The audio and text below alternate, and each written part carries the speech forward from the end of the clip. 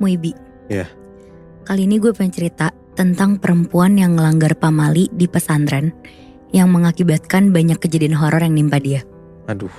Kita sebut aja perempuan ini namanya Aya ya. Aya ini dulu sebelum masuk pesantren tuh anaknya nakal dan gak bisa diatur. Sampai akhirnya kedua orang tuanya tuh meninggal karena sakit. Nah sebelum meninggal, bapaknya tuh pengen banget Aya nih jadi penghafal Al-Quran. Awalnya si Aya tuh mikir dia tuh gak akan bisa jadi penghafal Al-Quran karena dia tuh sama sekali gak agamis. Bahkan dia tuh sering ninggalin sholat, terus juga ngerokok, bahkan sampai minum-minum juga. Tapi setelah dapet dukungan penuh dan diyakinin sama om dan tantenya, akhirnya Aya nih semangat dan yakin untuk masuk ke pesantren. Terus dia juga pengen jadi penghafal Al-Quran karena si Aya tuh ngerasa kalau cuma itu tuh yang bisa dia kasih ke orang tuanya. Yeah. Aya nih punya teman namanya Uci. Mereka ini beda kamar dan komplek.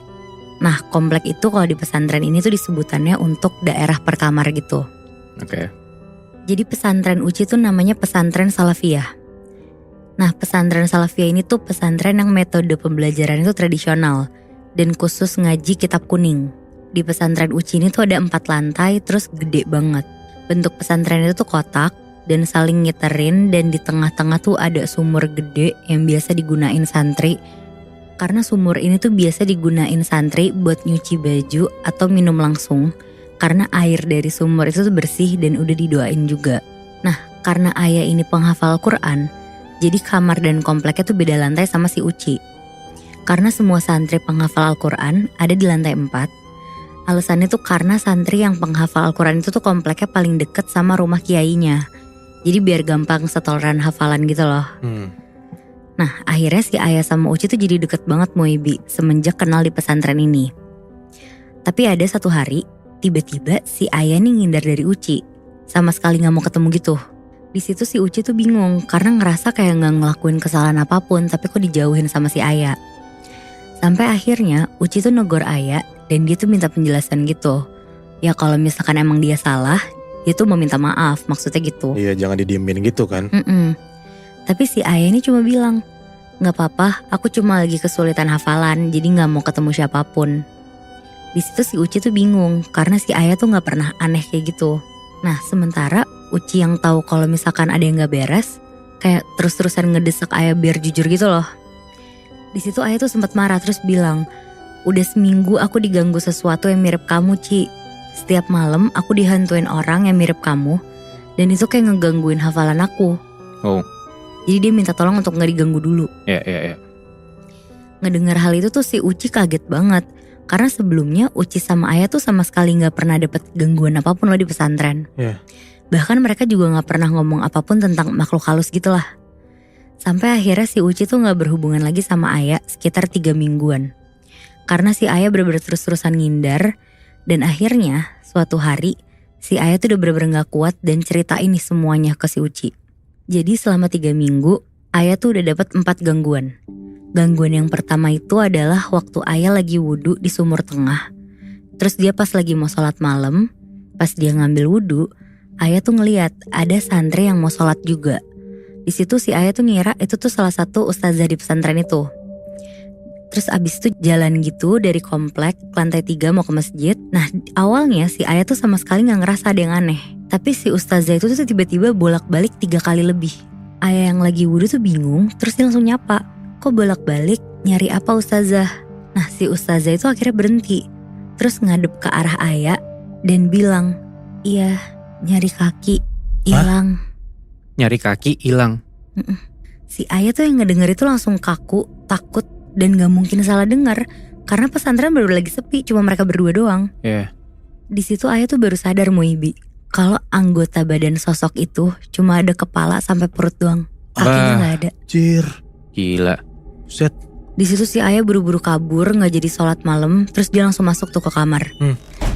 Nah udah tuh Muibi, ada lagi gangguan yang kedua.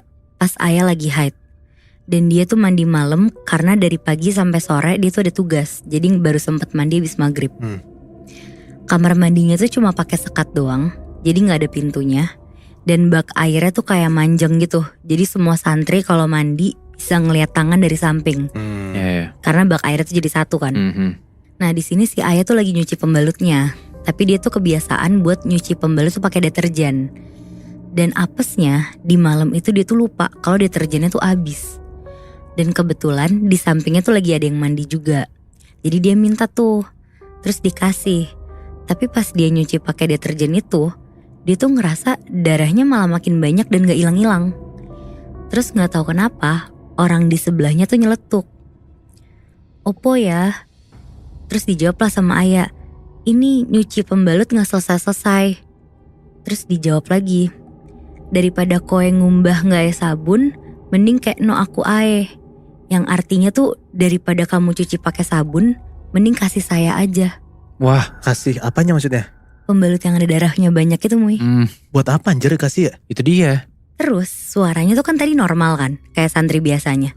Tiba-tiba tuh berubah jadi suara nenek-nenek, serak basah. Dan setelah ngomong gitu, nenek-nenek itu langsung ketawa. Aduh gila. Di situ si Ayah ketakutan banget, terus langsung matung lah di tempat. Tapi suara sosok nenek-nenek itu tuh tiba-tiba muncul lagi, terus ngomong, sudah Mbak Ayah, saya udah mau selesai nih mandinya. Sampai disebut namanya Bi anjir. Dan itu masih suara yang nenek-nenek?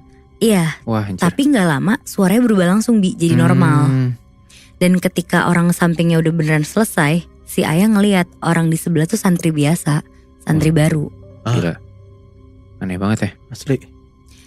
Di situ dia tuh bener-bener ngerasa aneh, terus dia ketakutan banget. Dia tuh bingung kenapa kok bisa segitunya gitu.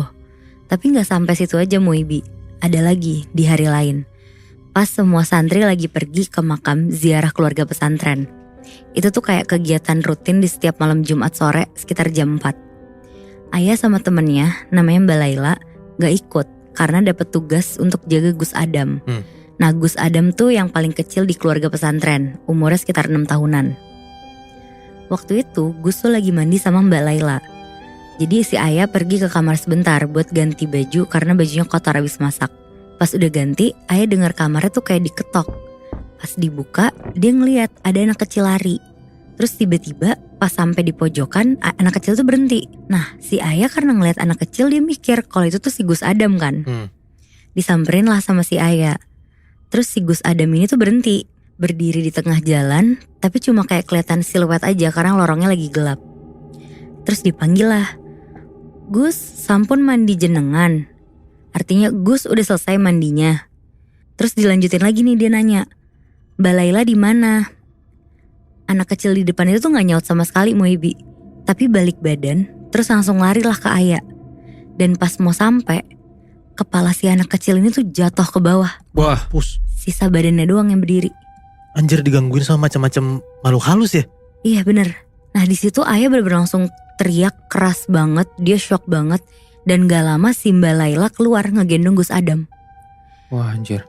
Nah jadi gangguan yang dialami Ayah tuh bermula karena dia ngelakuin pamali di pesantren.